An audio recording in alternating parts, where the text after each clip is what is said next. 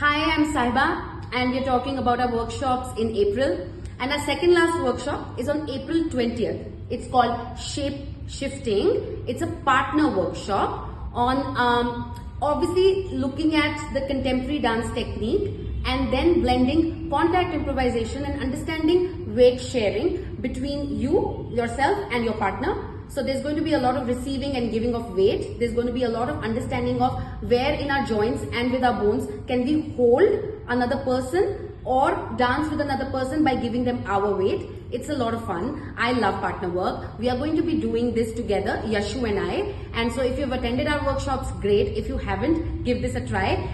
It's okay if you've not done contemporary dance before. That's absolutely fine. But if you have, it's going to really help you. This is on April 20th, Saturday, 5 to 7 in the evening. Looking forward to seeing you on the floor for Shape Shifting. It's a partner workshop.